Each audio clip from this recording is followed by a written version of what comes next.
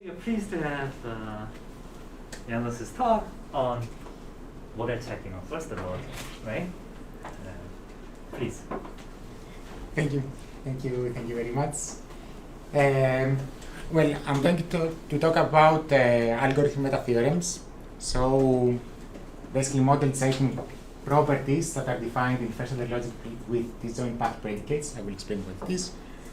In graphs, not general graphs, but graphs that belong to that exclude something as a minor, belong to proper minor closed graph class. This is a joint work with Petr Golovac and Dimitrios Stilikos. And I would like to start basically by giving a rough idea of the way that I like to imagine algorithm meta theorems. An algorithm meta theorem is basically the abstract task of doing the following. We want to construct a robot, let's say, to do a job. So we want to construct an algorithm. So we know what the description of the job that we want to do. We want to describe the robot. We want to construct the robot that will solve this task, but we want to do it in an automated way. We don't want to construct every robot each time. We want to find an automated way to construct a meta robot that will get the description of the task that we want to solve and will give us an algorithm and another robot that will do this task. Of course, the algorithm that we will design works in certain combinatorial structures. For example, here the robot here cannot reach high selves. So the algorithm has a sort of efficiency that depends on the structure on which it works. So I want to give you this general idea that I want to construct a meta algorithm that receives as an input the description of the problem and gives as an output an algorithm that will solve the actual problem. So for this, usually we use to define this, to describe such kind of things, we use logic. Why do we use logic? Because logics can help define the problem, define computational problems, can help describe these problems, study their complexity, and usually, if we observe the logic, if we observe the structure of the problem, we can derive some efficient algorithms. And in fact, algorithm meta theorems use all this idea to unify algorithmic results. So we use logic and the way that problems are described using particular logics to derive algorithms by using, in the same time, the combinatorial characteristics of the input. So the design of the derivation of algorithm meta theorems basically lies between these three worlds: logics, algorithm, and combinatorics, let's say. This automated way of deriving algorithms, these unifying theories, are important for us because not only provide a uniform explanation why problems are tractable, not only put problems in general bugs, let's say, bugs of tractability, but also they not only resolve their complexity somehow, but also help us to categorize problems and unify them in terms of algorithmic techniques that we use to solve these problems. So, in this way, an algorithm theorem is the following. It has the following form. You can say all problems defined in a certain logic on certain class of structures can be solved efficiently. Of course, one can say, what does problem mean? It can be a decision problem, an enumeration problem, a counting problem. Also, efficiency can be interpreted in many ways. Logic, basically, there are different kinds of logics that somehow indicate the descriptive complexity of the problem that we deal with. And of course, structure can be everything. We deal with graphs. Structural graph theory gives us many tools to study the structure of the graphs. So choose a notion of problem, choose a notion of efficiency, choose some logic, choose some structure on which you work on, and try to derive the corresponding meta theorem, the corresponding unifying theory that grabs all these four elements. So I would like to start by what we think here, what we mean here as logic. Basically, we start with first order logic. First order logic is what? It's basically, I would like to say, a set of formulas built as follows. We consider first order variables. We deal with graphs, so variables are the vertices of the graph. We have equality predicates. We check whether two variables are equal or not. We have adjacency predicates, if two vertices are adjacent or not. And then combine all these elementary formulas, all these atomic types of the logic, with Boolean combinations and quantification. In this way, we can, for example, describe problems as subgraph containment or induced subgraph containment, asking, for example, the existence of three vertices such that the first two are adjacent, the second two are adjacent, but the first with the third are not. We can also define vertex cover. Let's say, find a set of vertices. There exists a set of vertices, of k vertices, such that if two vertices are adjacent, then one of them should belong to this given set that you quantified in the beginning. And one can keep thinking of problems that are defined using this language. For example, one can think, can we define feedback vertex set using this framework? What's feedback vertex set? It's basically, we ask if inside our graph we have k vertices that intersect all cycles of our graph.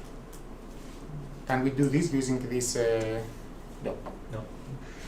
The answer is no, because essentially first order logic can only check for adjacencies. We cannot describe what the cycle is. So in some sense, first order logic is local. We can define local properties, but not global properties of the graph. Do the clauses have to be finite? What? Like, does the complete set of clauses have to be finite? Yes, yes. Yes, we always consider finite. And now, so as we see, we cannot define everything with first order logic. We need some more expressivity. We need somehow to grab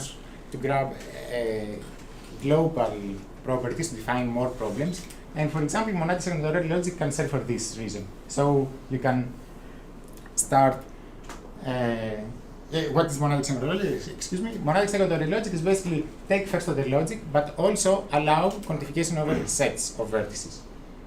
So you can express problems like this: tricolorability, like the existence of three color classes, such that for every vertex has one of these colors, and if you get two vertices, if these vertices belong to the same color class, then they should not be adjacent. To define this, I need to use quantifications over vertex sets. I could not do this before with first order logic. Also, I can define connectivity, which also is a global property that I could not define before. And yet here in connectivity, you can see that I use a quantification over a vertex set. And anyway, this is a way to define connectivity using monadic second order logic. So, can I check if a given graph has a set property, a property expressed in first order logic or monadic second order logic easily? What is the complexity of doing this test? For first order logic, we can see that you can easily see that someone can basically check the property in polynomial time, where the degree of the polynomial depends on how many vertices do you quantify on the first order logic formula, because eventually you can do all possible guesses. You can guess a set of vertices, see if these quantified vertices satisfy the adjacencies or the equalities that you have in the beginning, and all the well combinations between them. And you can do this for all tuples. So this big O of B means the number of quantifications of B? Yes. So using this, I mean the quantifier. So how many quantifiers? Usually I will consider formulas the way that we understand here formulas is like in normal form, like all quantifiers in the beginning, and in the end you ask adjacencies, equalities. So yes, I can really do model checking for first order logic, but not in good time, not efficiently. And assuming ETH, so in terms of parameterized complex, they cannot do better. So I cannot do much with first-order logic. Also, with monadic second-order logic, we know that tricolorability is a NP-complete problem. So assuming P NP, we cannot test whether a graph is tricolorable in any such time. So in general, we cannot take neither first-order logic nor monadic second-order logic in some reasonable time. So here to try to find the notion of efficiency, here we focus on the notion of fixed parameter trackability. So we like to focus on algorithms that run in time f of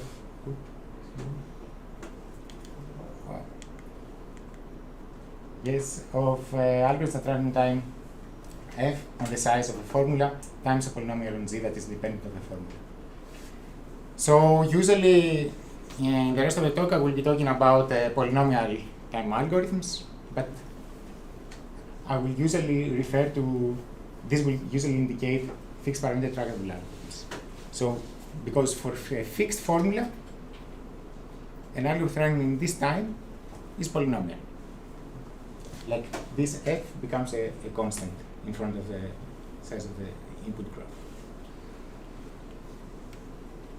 Okay, back to the definition of an algorithm meta theorem.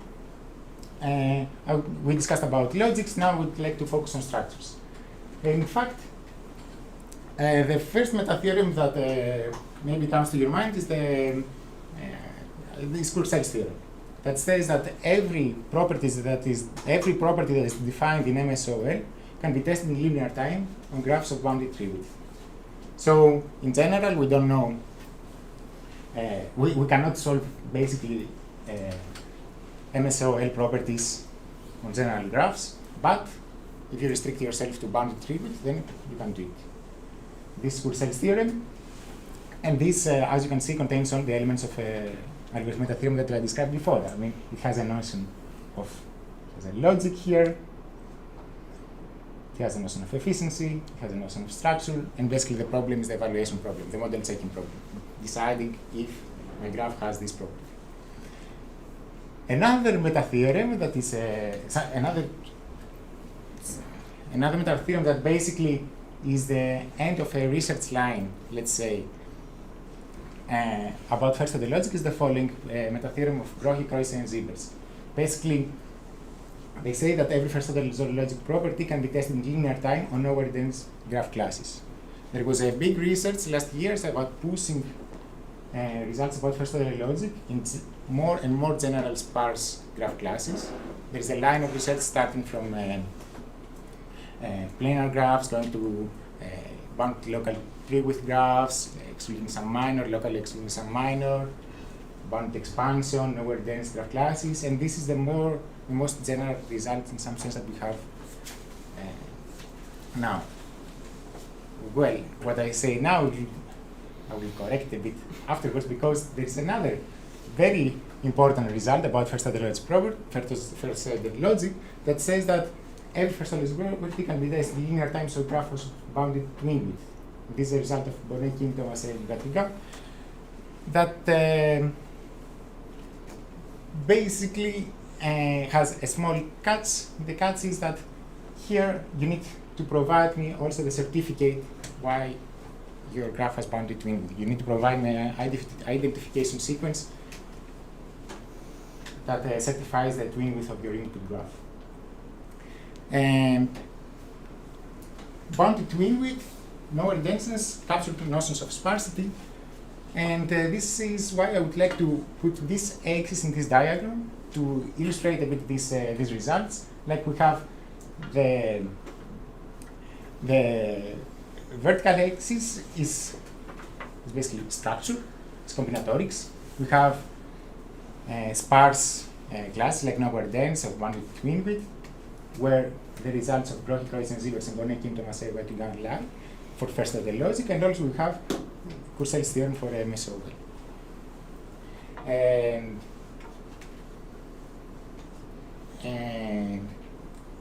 as we said, someone could say, can we push further? Can we generalize a bit Purcell's theorem? The answer is no, because unbounded tree with M-SOL form is undecidable. And also, such kind of limits hold for the other two results. For first-order logic, if we restrict ourselves to monotone classes, nowhere denseness is the limit. If we look in hereditary classes of order graphs, then bounded twin width is a limit. So, in monotone classes, we cannot go further than nowhere denseness. In hereditary classes of order graphs, you cannot go further than bounded twin width.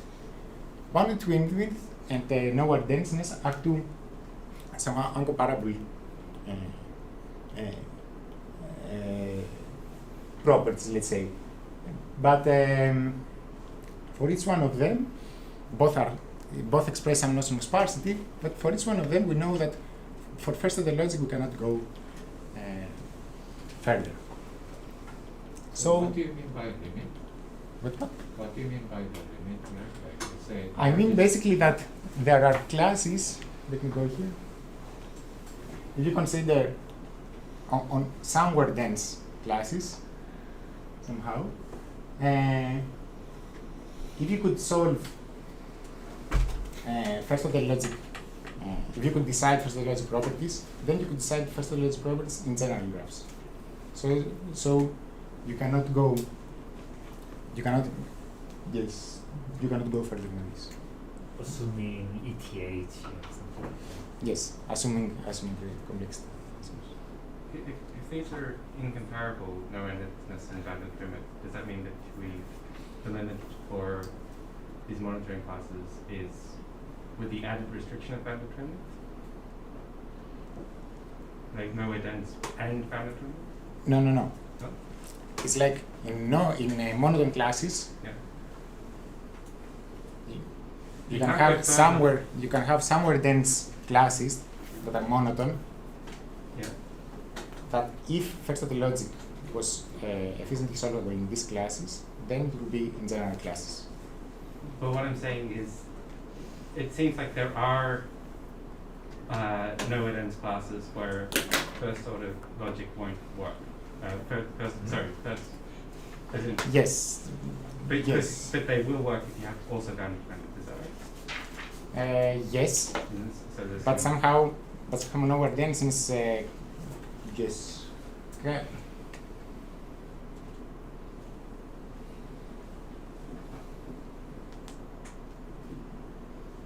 Yes.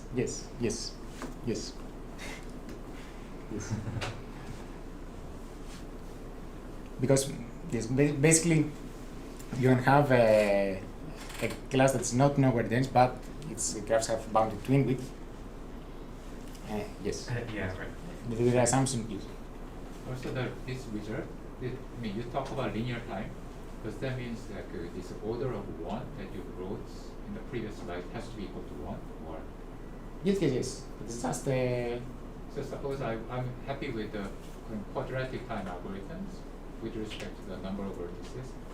So then should I expect to find a larger class?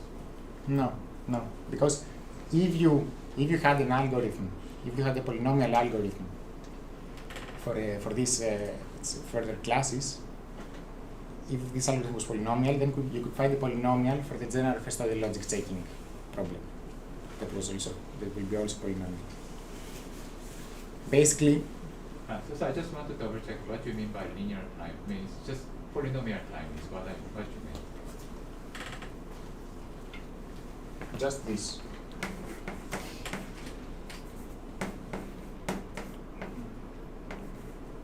Okay.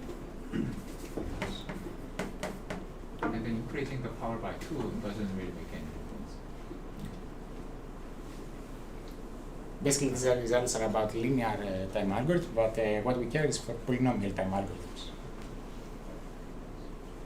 And yes, you cannot expect any polynomial time algorithm, any FPT algorithm, in fact, any algorithm of this type.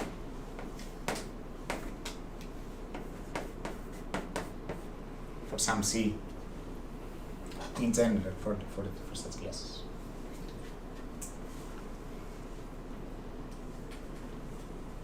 Okay, so let me continue on the following. So now the question is the following.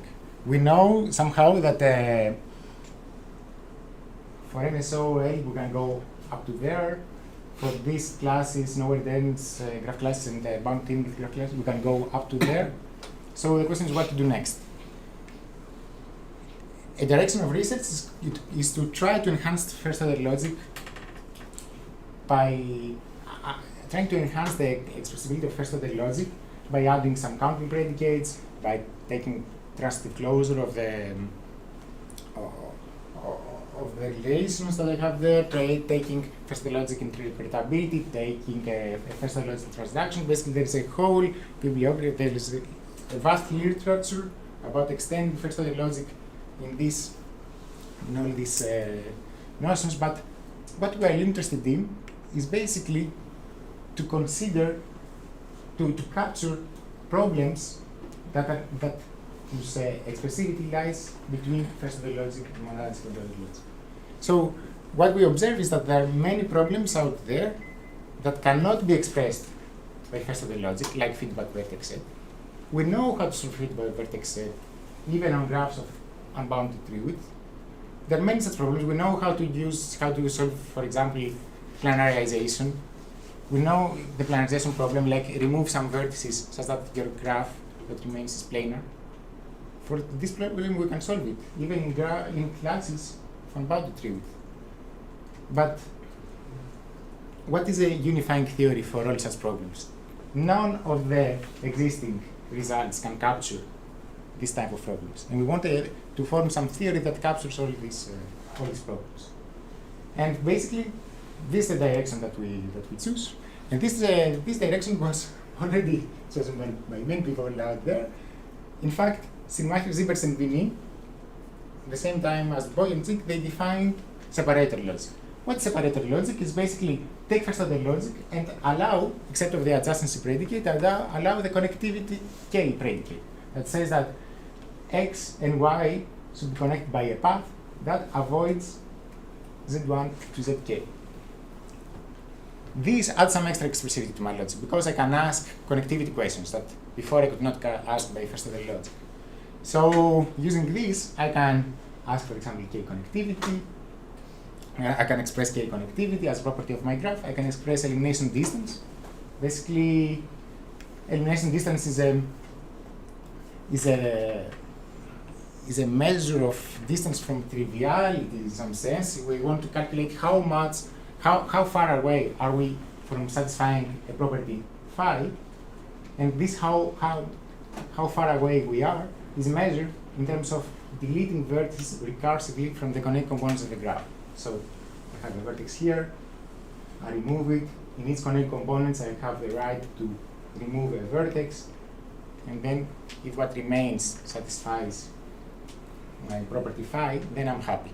Elimination distance counts how many rounds of recursive elimination of vertices from the connected components of the graph did I have in order to reach a result graph that has the property given by phi. This is a property that is interesting from an algorithm point of view, and can be expressed by using separator logic. And as a bonus, feedback vertex set that could not be defined before now can be defined because I can define cycles using the connectivity predicate. So this logic is powerful enough, but still is not that powerful because it cannot express planarity, cannot express minor containment. Why? The reason is that even if it can express the existence of paths, that avoid a small number of vertices, it cannot express disjoint paths. Like find two paths that are completely disjoint, cannot quantify over all vertices of the path here.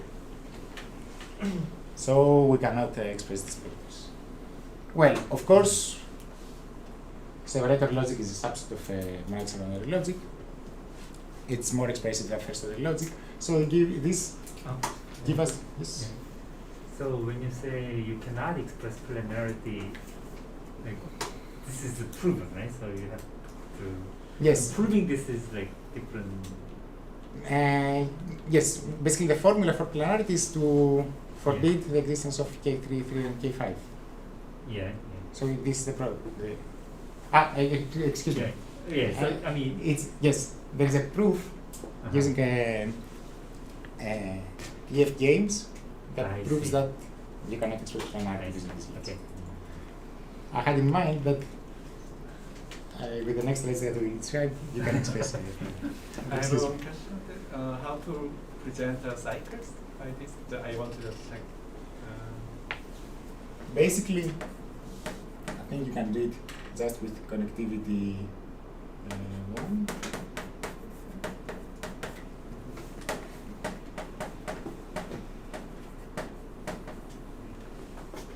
I think can do it like this and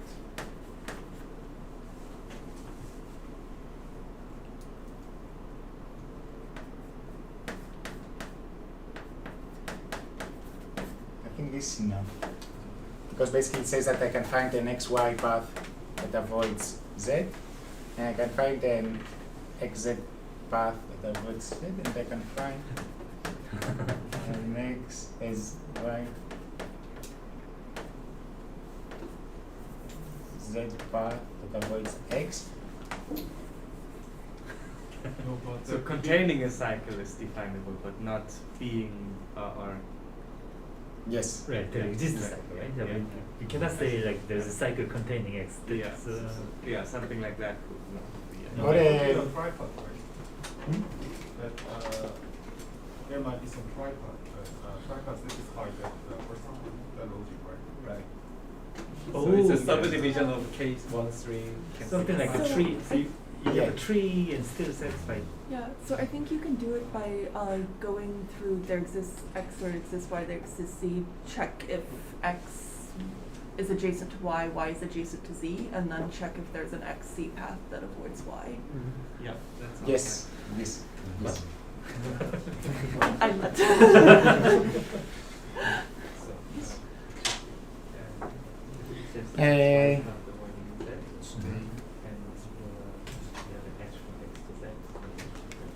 Ah. So the point now is that for this logic, first logic fast connectivity, that's more expressed after the logic, Phillips, Schumacher, Siebert, Storms, and Vini, they proved an algorithmic theorem for this logic. In fact, they proved that you can decide this kind of properties in cubic time on graphs of bounded highest number. When I say graphs of bounded highest number, I phrase it in terms of a parameter that basically expresses graph classes that exclude something as topological minor. So these, of course, are if you exclude something as topological minor, you are nowhere dense, but you can be nowhere dense somehow and still have other graphs topological minors. And so the situation is this. Going even further in terms of expressibility, we can define first order logic +DP. What is this? Is enhanced in first order logic with disjoint path predicates.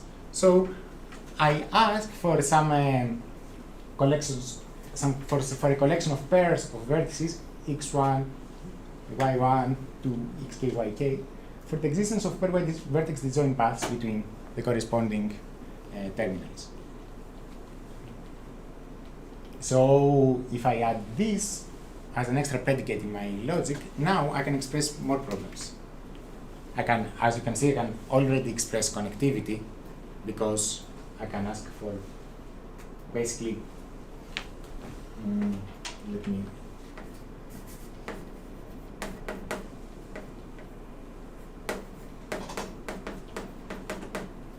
I can ask for this.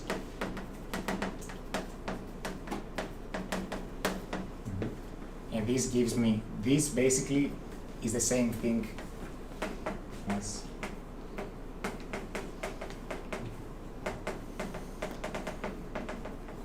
this. Why? Because here I know that there exists this is a trivial path from Z1 to Z1, and I want an XY path that is disjoint from this.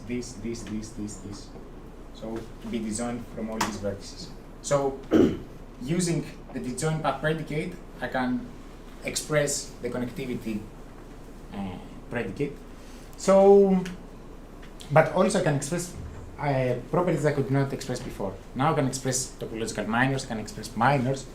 Well, but we can basically, in the paper of Schumacher, Zibers, and Vigny, where they introduced this logic, they prove that you cannot express by partitionalness. So this is a property that's still not captured by this more general logic, first order logic. When you say disjoint, does this really mean disjoint, or is internally disjoint? This part? For now, I would say general disjoint and the terminals to be disjoint from like So, x2. so we to can't different- repeat the terminals. But in terms of expressing properties, with a small trick, you can, using even a definition, when you insist that only internally they are disjoint, basically by guessing some additional equalities between vertices and some additional adjacencies, you can encode one variation of the predicate with another. So basically it's the same thing in some sense, instead in terms of expressibility. Are we allowed trivial paths? Yes, Ah, okay. these were elements.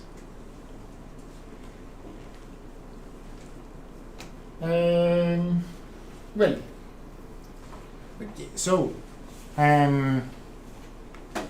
for this logic, as I said, it's more expressive than the separator logic, but still cannot capture all problems that MSOL can capture, for example, by partitionality. And in fact, this is our first result, that for this logic, first order logic plus DP, you can do model checking if you restrict to graphs of bounded Heidegger number. So to graphs that exclude a graph as a minor. So this theorem is positioned in this diagram in the following way. As I promised, from an algorithm point of view, we want to capture many problems that were not captured by in the whole generality by the previous meta theorems. So in fact, all these kind of problems, all these problems that have to do with minor, topological minor containment, different kinds of linkability, all these problems can be expressed in our logic. And in fact, our result can be, in some sense, seen as a unification of all existing fixed parameter tractable algorithms for these problems. Of course, I don't claim that this captures all these problems, because there is a vast research about optimizing the functions of the fixed parameter tractable algorithm. There is a vast research of extending these results even further than minor free classes. But for minor free classes, if you don't mind for the dependencies on the FPT algorithm, then we capture all these results, all these problems. Going a bit further, I would like to define an extra logic. This is first order logic plus SDP. It's a variant of a disjoint paths logic that can ask for the past not to be just disjoint, but to be far away from each other. So I don't ask only disjoint paths, but I ask also the paths to have distance at least more than s between them. This is more expressive than just disjoint paths. Now I have somehow a control of how these paths interact. Before I only knew that these paths should be disjoint. Now I can also say that they are also a bit far away. And for this reason, this is more expressive than first order logic plus DP, and we managed to prove a result. And our second result basically is that we can model check such kind of properties in graphs of bounded Euler genus. Of course, I omit Kurzweil's theorem because Euler genus and bounded tree width are two uncomparable. Was this kept in shadow minor? That what? This SDP kept in shadow minor? No, I don't think so. I'm not sure. You don't say how long the paths are, right? Mm. So, do you have an easy example for something that is expressible with disjoint paths, but not with disjoint paths, but with scattered disjoint paths? Yes, Okay. induced minor. So you can ask the existence of a minor that the paths of your model are induced. And all the induced variants of all these problems that were not captured by the previous logic now are captured. So, just a recap. What are the logics that we saw? It was first order logic, it was monadic second order logic, and between we had first order logic plus connectivity, the separator logic, when we also allow the connectivity predicate with the corresponding expressibility and non-expressibility properties. We had first order logic plus DP, where the disjoint path predicate, and we had also first order logic plus SDP, with a scattered disjoint path predicate. What were the corresponding meta theorems? It was Courcel's theorem for MSON, because the two theorems that these two theorems for first order logic, the theorem for separator logic, and these two results for disjoint paths and scattered disjoint paths respectively. So this is the general figure containing theorem 1, and this is with both theorems. In the minutes that rest, I would like somehow to discuss the proof. Can I ask something? Maybe it will be discussed, right?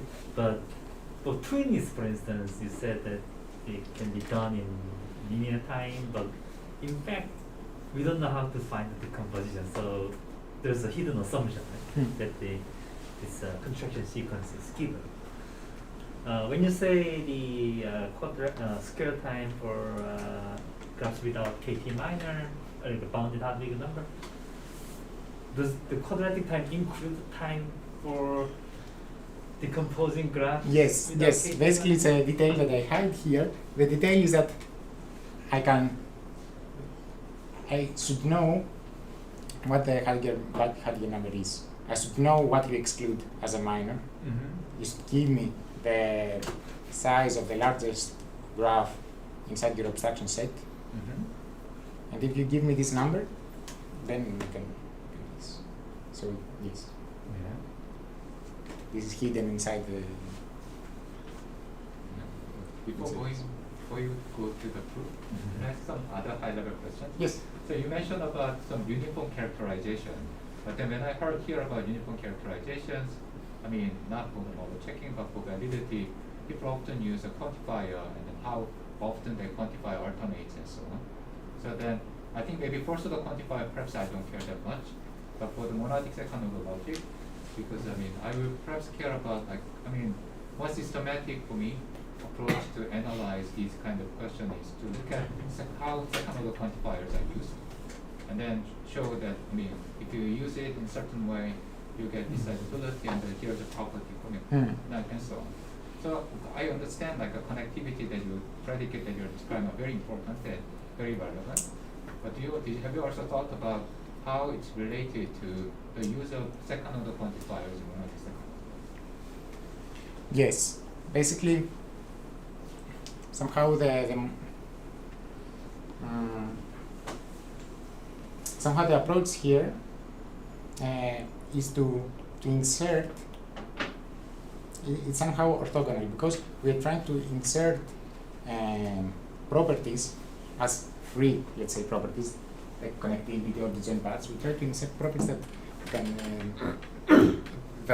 can be decided in polynomial time, basically.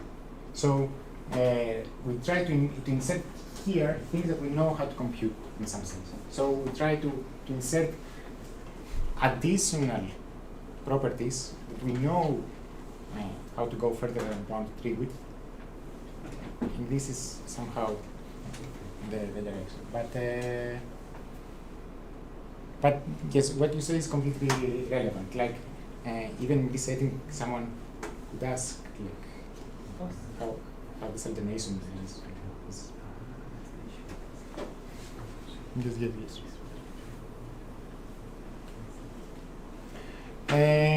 Well, it's like proof time. Basically, the proof is long. Basically, I want to give you what is the general approach.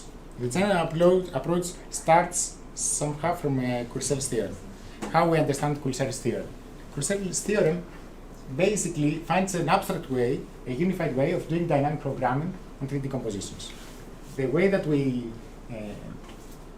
see it here is basically we have two boundary graphs whose boundaries are isomorphic, and we want to say when these two boundary graphs are behaving somehow the same with respect to this formula psi, whenever you add something on the other side, h, if you add the same thing on the other side, then this resulting graph satisfies psi, if and only if this graph satisfies psi.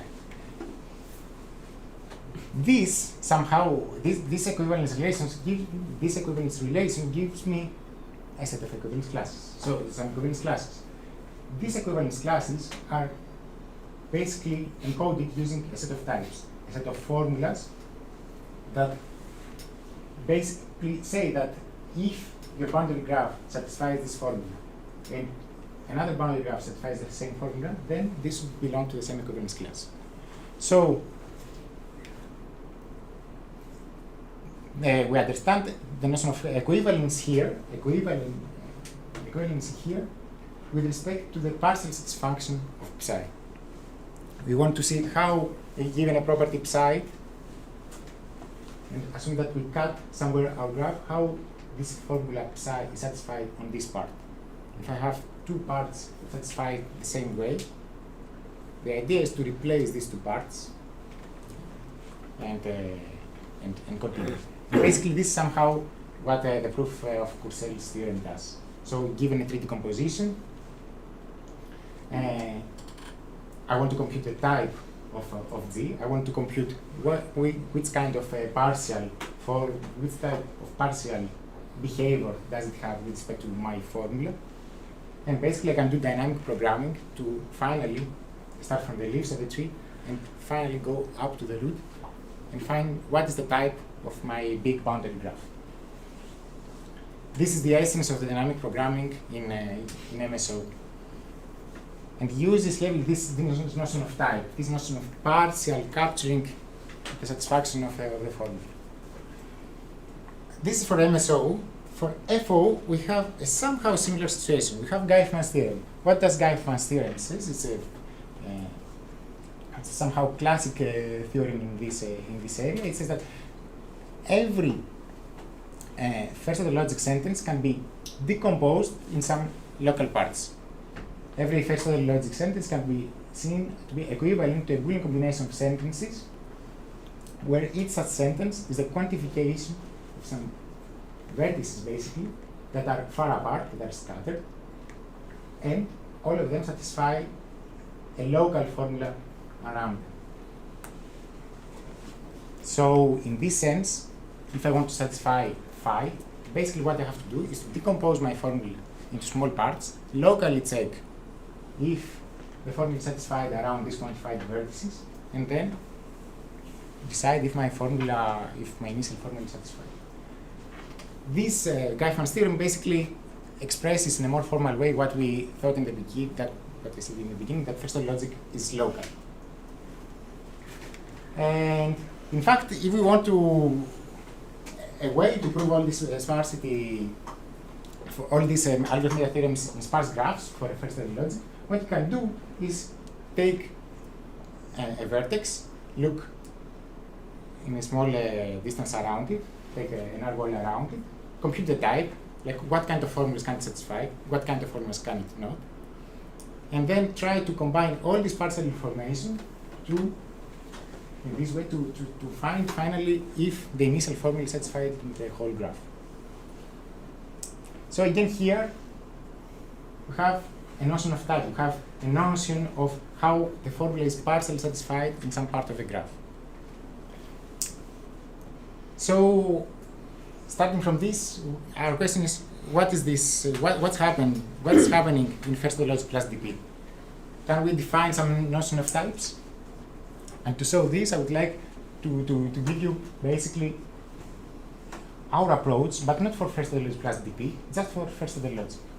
And I would like somehow to give you an alternative proof of how to do model taking of first order logic on graphs of bounded Heidegger number. So I don't go up to nowhere dense classes, I go just to some mind. How can I prove this? We're using an alternate approach. Basically, I will use the irrelevant vertex technique. What is the irrelevant vertex technique? It says that it was developed by Robinson and Seymour in the graph minors, graph minors 14, basically, and says that if you can, it gives the conditions with which you can detect a vertex, that no matter if it's there or not, the existence of a solution remains unaffected. So if it's irrelevant, if it has nothing to do with the existence of a solution, you can just remove it and get a simpler graph. Do it again. If you can do it again, remove it again, remove some other vertex now that is irrelevant. And finally, have a very simple graph. So this was developed for the disjoint path problem. So here, assume that we have a collection of disjoint paths, and what they said is that inside a big wall, the structure like this, all these paths, if there exist such paths, even if you push them a bit further away than from the center of this wall, these paths should also exist. So basically, you can remove this vertex and start again. Start again to ask, is there such a wall, such a big wall? If yes, you can again remove its central vertex. This beats a reduction rule that finally gives you, if there are no more big walls inside your graph, then you would have a bounded tree, basically. So our question is how to apply this technique of irrelevant vertices in logic. And this seems to be the difficult part. To do this, to deal with irrelevant vertices, we'll have to add an annotation to my formulas. So suppose that I give you this formula. Imagine this as a first order logic formula. And I will enhance somehow this formula by asking that all the quantified vertices belong to some given set R. I will demand that I will give you some set R, and I will demand that all vertices that are quantified are inside this set.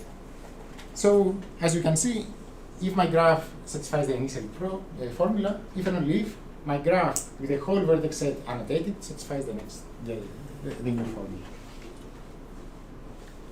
My goal now is to beat the reduction rule that at the same time reduces R to another set R prime and removes some vertices from G that are outside R prime. How will I do it? For this, just a small break to give you an example how all these things work. Imagine that I have my graph G. Imagine that I have my set R. I put colors to be able to distinguish vertices more easily, not to give names and to get the situation indicated. So I embed my graph in a tree like this way. So first level, I have all vertices of R. Then for each such vertex, then I have a copy of R again. So I have it 3 times because I had 3 vertices in the beginning. Then each time I have again the set R. And basically, for each branch of it, for each root to leaf path of a tree, I see here in the end, for example, what is the graph given by these vertices.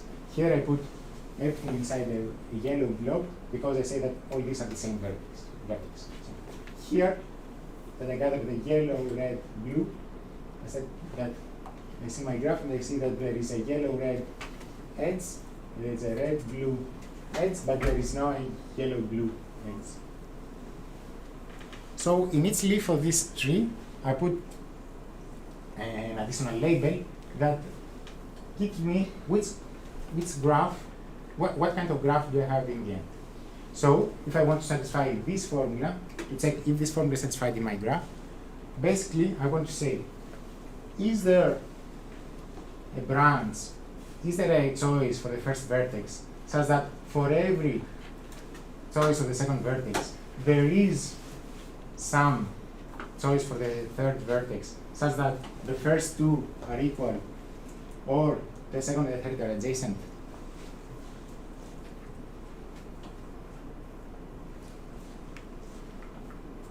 Of course, here in this setting, I already asked all these vertices to belong to R. This is why in this graph, I didn't put the other vertex, I just put the vertex of R. So in this sense, this purple tree here, we can say that it certifies, we say that it certifies that the graph together with the annotated set R satisfies this formula. Because here I found that there exists a vertex such that for every vertex there exists some vertex such that here in the end basically the second and the third are adjacent. Here the second and the third are adjacent. And here the first and the second are equal. So this trace gives me that my formula is satisfied. And my idea now is to say that if I find the same behavior inside my tree, here for example I have 3, 1, 3, then in fact since I choose either, if I say in my formula there exists some vertex, I choose only one branch. If I say for all vertices, I choose all branches, then here instead of having 3, 1, 3, basically I don't care for this tree. I can keep only one representative for its vertex to say that, you know, here in this vertex, with the rest of the choice that you can make, you can either get a 1 or a 3. Well, you can get 2 3s, but basically what I want to let's say that my formula is satisfied or not. If it's satisfied by many vertices, I don't care. For me, just one vertex is enough. Either one vertex or all vertices. Yes? What are these numbers representing? What? The numbers at the place. Here, basically, I represent somehow number these kinds of graphs. So each number corresponds to one such graph of size 3 in this case. So 3 is a particular size, is a particular graph, like having an edge, and a non-edge. 1 can mean that I have, let's say, only one edge and 2 non-edges. So somehow it encodes what is the graph that I have in the end. So is it the graph plus the ordering of the vertices? Yes. Yes. Where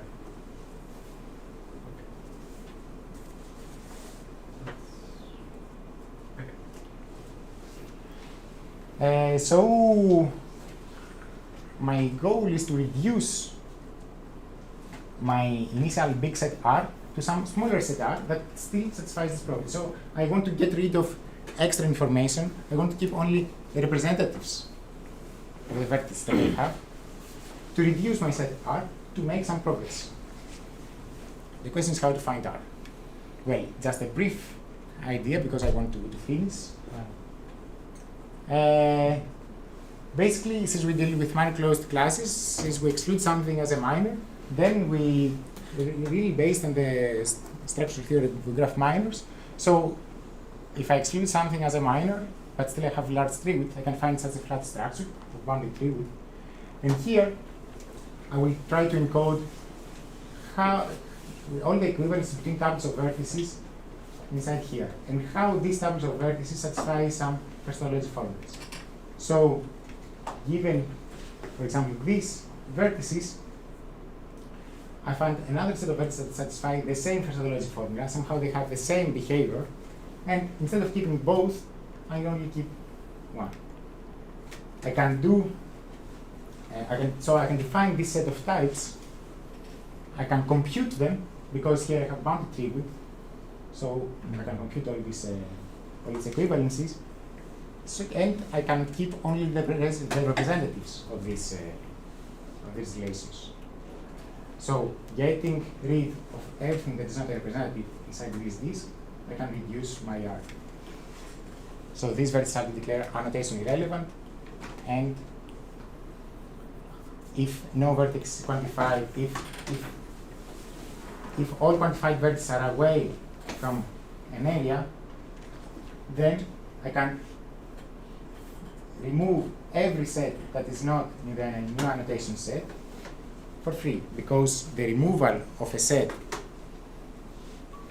let's say that all quantified vertices of your formula are, let's say, outside of delta here, then the existence of a vertex here or not does not affect the satisfaction of the formula, because what we check, having chosen the quantified vertices, then what we check is basically adjacencies or not between the vertices. So all this part can go away. So I can remove this part from it. And this is the idea how the proof should go for first order logic. Can I ask you something? So Yes. in the previous slide, you said you can compute the type of A by using process here. Do we know that truest inside here is bounded? Yes, because I find this structure also to have bounded trees. All this part to have bounded trees. You mean all grid? No. The grid itself has large trees. Yes, but I find a smaller grid that has bounded trees. Like big enough to have a grid, but small enough. Okay. Okay. Just 2 minutes to give you a rough idea how to deal with paths, because now, before, since first order logic was local, everything could go. Now I have some path. If I have first order logic with disjoint paths, there are some paths crossing this this structure. If I want to define types with respect to this, I cannot. So we are heavily depending on this lemma that says that if you have a linkage that crosses such a structure, and the terminus of this linkage are outside this gray area, then you can find an equivalent linkage that is that traverses this linkage through the middle cycle here, through the tracks of this structure. So I can comb my linkage through some predetermined parts of my annulus, and this means that in the setting of first order logic plus DP, when I try to compute the type of these vertices, I can equivalently compute the type where these paths are passing through these vertices. So I can make my problem local using using Courcell's machinery. I can still compute the types, and everything goes as before. Then, with an extra trick, I have to find problem irrelevant vertices, because now paths can cross this annotation irrelevant area. So still I have to apply linkage theorem to go away from a very central part of this area and find finally a vertex that is also problem irrelevant. Okay, and I conclude with a remark that basically the approach for scattered paths is the same, basically using an extension of linkage commit lemma for scattered linkages that works when the whole graph is embedded on a surface. Well, just to conclude, these were the two results, and to just give a brief food for thought for the next directions of research. The question is, okay, we proved this result for a bulk Hadger number for graphs including something as a minor. Can you go further? The answer is yes, and we are writing this down, that you can go up to one highest number. So, in fact, you can capture somehow the result of Phillips symmetry versus since the result is also accompanied with a limit also, like they prove in this paper that they cannot go further than here, our results are also not allowed to go further. So this closes the case somehow for first order plus DP. Then the question, the initial question can be asked again. Okay, you find something between FO and MSO. Can you find something between FO plus DP and MSO? And the answer is also yes, because we defined like a series of compound logics that basically express the recursive removal of modulators that are expressed in MSO and have boundary width to achieve a property that is defined in this logic. So it's somehow a notion of distance to this logic. You remove some sets that have these properties to achieve such property. This is more expressive than first order s-sdp, and we prove an algorithmic theorem for a bounded Hagger number for this logic. That's all. Thank you.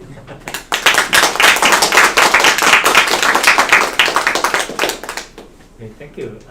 A lot of result which you didn't show. Right. Any questions? Tom?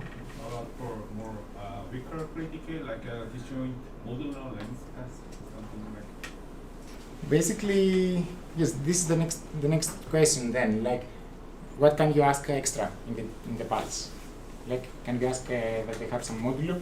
Yeah. So for instance, Because you cannot express by part-like graphs. Right? Yes. Yes. Basically, our technique can capture even and odd. Like for a modulo 2, you can do it, but it's a small trick somehow. But to go further, I don't know. Modulo 3, for example, modulo 4, I don't know.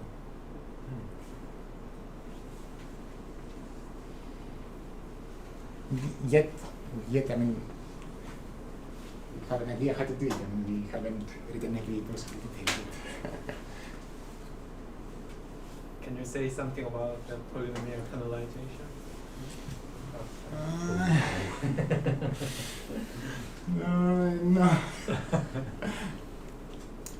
No, it's very, very weird in this work. There are still very, very much open problems, even not in this unified setting. Is there any other candidate for the predicates, like a plausibility or other predicate that don't consider about test? Yes. Why not? I mean, this is the issue that you can insert here. In fact, a kind of motivation is also take a property that's not defined in MSO. Can you insert a predicate that can express this? This was connectivity. This was disjoint paths. Yes, so someone could say, ask something about colors. But how exactly to ask this? It's something that I would like to know. Okay. So do all of these colored boxes sort of represent dichotomies in terms of if you're considering monitoring classes? Is that the, as in if you've got a monitoring class with unbounded Hadwiger number, you really Yes, basically, if I'm not mistaken, this result is the limit for monotone classes. Cool. So you cannot model check first order connectivity in classes that are monotone and do not exclude something as topological minor. Cool. We know this. So in this sense, right? these results yeah. also match this one. I'm curious about this running time where you said that FOL plus connectivity was running in cubic time by Philip Chuk and others, but Yes. your theorem is all about n squared because you just remove a vertex until you get the small tree with, and probably use Crusoe's theorem at the end. Right?